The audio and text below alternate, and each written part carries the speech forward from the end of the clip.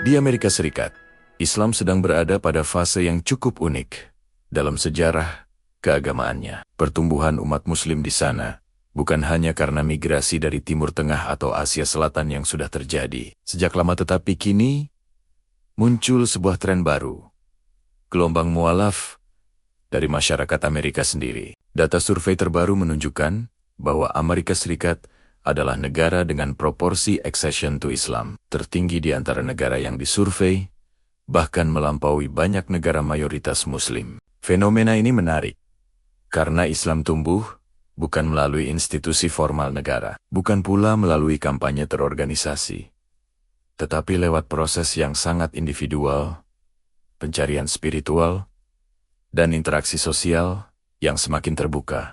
Faktor pendorong pertumbuhan mualaf di AS, satu kejenuhan terhadap institusi agama lama. Banyak warga Misakerisir mengalami kejenuhan terhadap bentuk kekristenan institusional yang dianggap terlalu politis, terlalu terikat dengan ideologi kanan, terlalu jauh dari spiritualitas esensial. Sebagian dari mereka mencari agama yang lebih sederhana, lurus, dan tegas dalam moral. Dan disinilah Islam menawarkan sesuatu yang berbeda. Ketauhidan yang jelas, aturan hidup yang konkret, dan ibadah harian yang menyentuh kesadaran diri. Di banyak wawancara mualaf, mereka sering mengatakan, "Saya ingin agama yang membuat saya disiplin, bukan hanya yang membuat saya nyaman." Di titik ini, Islam terasa seperti rumah baru bagi pencarian spiritual mereka. Dua, ketertarikan pada kesederhanaan konsep tauhid. Orang Amerika yang dibesarkan dengan budaya rasional sering kali tidak puas dengan konsep ketuhanan yang kompleks. Bagi sebagian besar mualaf, Tuhan satu, tidak beranak dan tidak diperanakan. Tidak ada konsep penebusan dosa oleh manusia lain. Adalah sesuatu yang logis, mudah dipahami, dan terasa fitrah.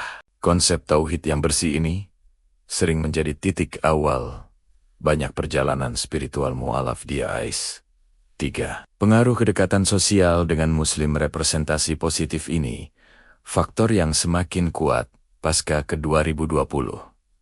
Dulu, pasca 9/11 Partes Citra Islam dibentuk oleh media. Kini, citra Islam dibentuk oleh pertemanan personal. Orang Amerika semakin sering bekerja bersama Muslim, bertetangga dengan Muslim, sekolah bersama Muslim, melihat Muslim yang profesional, ramah dalam olahraga, media, kesehatan, dan bisnis. Representasi Muslim yang moderat dan modern membuat orang banyak bertanya, jika Islam itu buruk, kenapa orang-orang Muslim yang saya temui justru sangat baik? Rasa penasaran berubah menjadi studi. Studi berubah menjadi minat. Minat mengarah pada hidayah. 4. Lonjakan konversi.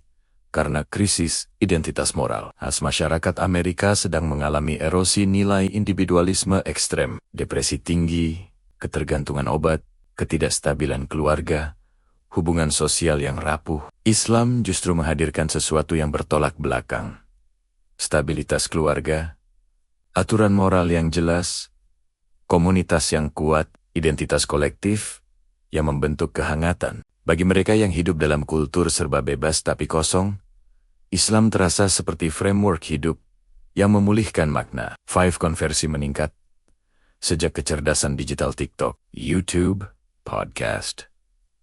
Orang mengenal Islam melalui berita TV. Sekarang mereka mengenal Islam lewat pembacaan Al-Quran, kajian logis, dialog antaragama, kisah-kisah mualaf, pemuda Muslim yang ramah dan cerdas. Orang khas Amerika menyukai diskusi terbuka dan ruang digital, memberi mereka akses ke argumen-argumen teologisis yang tidak pernah mereka dengar sebelumnya. Banyak mualaf di Amerika Serikat mengatakan, saya masuk Islam setelah menonton satu video penjelasan tentang tauhid. Narasi digital adalah katalis besar bagi pertumbuhan ini. Prediksi pertumbuhan Islam di Amerika Serikat 2025 sampai 2040. Analisis tren memperlihatkan 3 lapisan prediksi. Prediksi demografis. populasi Muslim Alaihissalam diproyeksikan mencapai 8 juta pada 2030, 11-12 juta pada ke-2040. Pertumbuhan ini berasal dari kelahiran keluarga Muslim, imigrasi, profesional, dan mu'alaf yang jumlahnya konsisten meningkat. Prediksi konversi. Jika tren accession rate tetap, maka jumlah mu'alaf diprediksi stabil di angka 25.000 sampai 40.000 orang per tahun. Dalam 15 tahun, dapat bertambah sekitar 500.000 sampai 600.000 mu'alaf baru. Ini skenario realistis, bukan optimis. Dengan percepatan sosial digital, angka ini bisa lebih tinggi.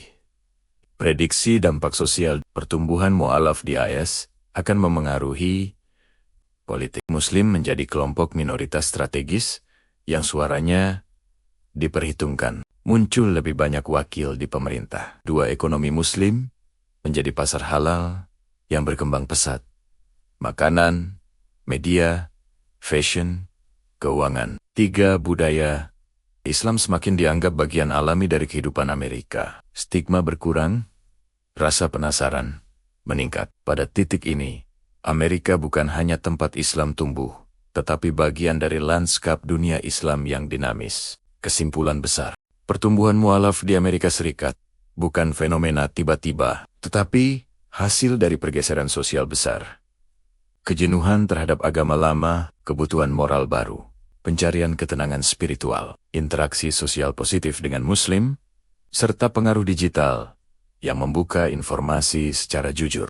Jika tren ini berlanjut, AS dapat menjadi salah satu negara dengan pertumbuhan mu'alaf paling aktif di dunia selama 10-20 tahun ke depan. Islam hadir bukan sebagai agama imigran, tetapi sebagai identitas spiritual baru bagi ribuan orang Amerika yang mencari makna hidup yang lebih utuh.